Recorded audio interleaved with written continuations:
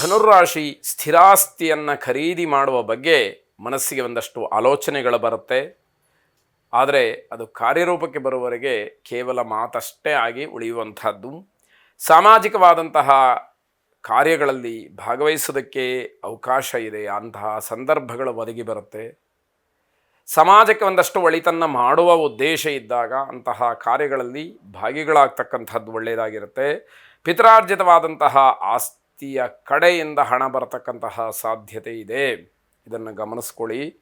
ವ್ಯಾಪಾರದಾರರಿಗೆ ಹೆಚ್ಚಿನ ಲಾಭ ಸಿಕ್ಕುವಂಥದ್ದು. ನಿಮ್ಮ ಜೀವನದಲ್ಲಿ ಅಳವಡಿಸಿಕೊಂಡಂತಹ ಶಿಸ್ತು ಬೇರೆಯವರ ಮೇಲೆ ಯಾವುದೇ ಕಾರಣಕ್ಕೂ ಹೇರಬೇಡಿ ಅನ್ನುವಂಥದ್ದನ್ನು ಗಮನಿಸ್ಕೊಳ್ಳಿ. ನಿಮ್ಮ ಮಾತು ನಡೆ ನುಡಿ ಬಹಳ ವಿನಯದಿಂದ ಇರಬೇಕು. ಆಗ ಮಾತ್ರ ಅಲ್ಲಿ ನಿಮಗೆ ಬೆಲೆ ಗೌರವ ಅಂತಕ್ಕಂತಹದ್ದು ಸಿಕ್ಕತ್ತೆ. ವರಾಹಸ್ವಾಮಿಯನ್ನು ವಿಶೇಷವಾಗಿ ಪ್ರಾರ್ಥನೆ ಮಾಡಿ ನಿಮ್ಮ ಇಷ್ಟಾರ್ಥಗಳು ನೆರವೇರಲಿ. ಶುಭವಾಗಿ. ಮಕರ ರಾಶಿ, ಮುಖ್ಯವಾಗಿ ಆಗಬೇಕಾದಂತಹ ಕೆಲಸಗಳ ಬಗ್ಗೆ ಏನೋ ಒಂದು ರೀತಿಯ ನಿರ್ಲಕ್ಷ್ಯವನ್ನು ತೋರಿಸ್ತೀರಿ, ಧೋರಣೆಯನ್ನು ತೋರಿಸ್ತೀರಿ. ಆಗತ್ತೆ ಬಿಡು ಅನ್ನುವಂತಹ ಒಂದು ಭಾವನೆ ಅದು ಯಾವ ಕಾರಣಕ್ಕೂ ಆಗದೇ ಇರುವಂಥದ್ದಾಗುತ್ತೆ. ಅವಕಾಶ ಅನುಕೂಲಗಳು ಈ ದಿವಸ ನಿಮ್ಮ ಕೈ ತಪ್ಪಿ ಹೋಗ್ತಕ್ಕಂತಹ ಸಾಧ್ಯತೆ. ಅದಕ್ಕೆ ನಿಮ್ಮ ಧೋರಣೆಯೇ ಕಾರಣ ಅಂತ ಹೇಳಬೇಕಾಗುತ್ತೆ. ಮಕ್ಕಳಿಂದ ಚಿಕ್ಕವರಿಂದ ಹೆಚ್ಚಿನ ಬೆಂಬಲ ಪ್ರೋತ್ಸಾಹಗಳು ಸಿಕ್ಕುವಂತಹ ಸಾಧ್ಯತೆ ಇದೆ. ಅದನ್ನಾದರೂ ಕನಿಷ್ಠ ಪಕ್ಷ ಉಪಯೋಗ ಮಾಡಿಕೊಳ್ಳಿ ಅನ್ನುವಂಥದ್ದು. ನಿಮ್ಮಿಂದ ಬೇರೆಯವರಿಗೆ ಸಹಾಯಕ್ಕೆ ಅವಕಾಶ ಇದೆ. ಸರಿಯಾದಂತಹ ರೀತಿಯಲ್ಲಿ ಸಹಾಯವನ್ನು ಮಾಡಿ. ಬೇರೆಯವರು ನಿಮ್ಮನ್ನು ಮರೆತು ಬಿಡ್ತಾರೆ. ಕಾರಣ ಏನು ಅಂತಂದರೆ ಜ್ಞಾಪಕದಲ್ಲಿ ಉಳಿತಕ್ಕಂತಹ ವ್ಯಕ್ತಿತ್ವ ನಿಮ್ಮದು ಆಗಿರೋದಿಲ್ಲ ಅಂತ ಇರಬಹುದು. ಲಕ್ಷ್ಮೀ ದೇವಿಯನ್ನು ವಿಶೇಷವಾಗಿ ಪ್ರಾರ್ಥನೆ ಮಾಡಿ. ಶುಭವಾಗಿ. ಕುಂಭರಾಶಿ, ನಿಮ್ಮ ಕಾರ್ಯಕ್ಷೇತ್ರ, ಉದ್ಯೋಗ, ಸಮಾಜ, ಸಾರ್ವಜನಿಕ ಸ್ಥಳ ಇಲ್ಲೆಲ್ಲ ಕಡೆಯಲ್ಲೂ ಕೂಡ ನಿಮ್ಮನ್ನು ಬಹಳ ಅಲ್ಪರನ್ನಾಗಿ ಕಾಣುತ್ತಾರೆ. ಅದಕ್ಕೆ ನಿಮ್ಮ ನಡವಳಿಕೆ ಮುಖ್ಯವಾದ ಕಾರಣವಾಗುತ್ತೆ. ನಿಮ್ಮ ಮನಸ್ಸಿನ ಚಂಚಲತೆಯನ್ನು ನಿಗ್ರಹ ಮಾಡಿ.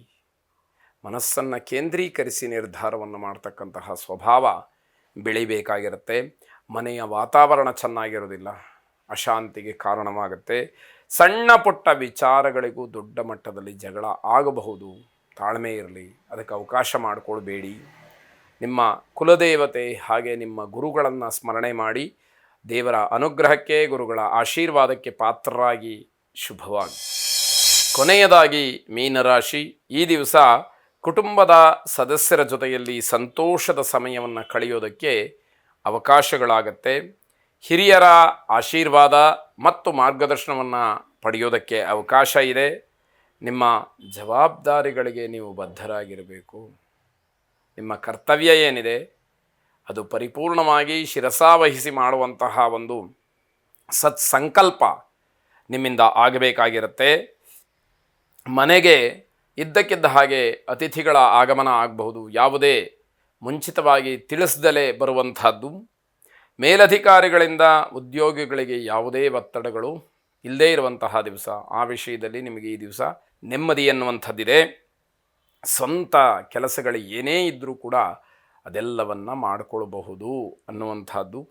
ಆಂಜನೇಯ ಸ್ವಾಮಿಯನ್ನು ಪ್ರಾರ್ಥನೆ ಮಾಡಿ. ಅಸಾಧ್ಯ ಸಾಧಕ ಸ್ವಾಮಿನ್ ಅಸಾಧ್ಯಂ ತವ ಕಿಂ ವದ ರಾಮದೂತ ಕೃಪಾ ಸಿಂಧೋ ಮತ್ಕಾರ್ಯ ಸಾಧಯ ಪ್ರಭೋ ಎಂಬುದಾಗಿ ನಿಮ್ಮ ಪ್ರಾರ್ಥನೆ ಇರಲಿ. ಶುಭವಾಗಿ.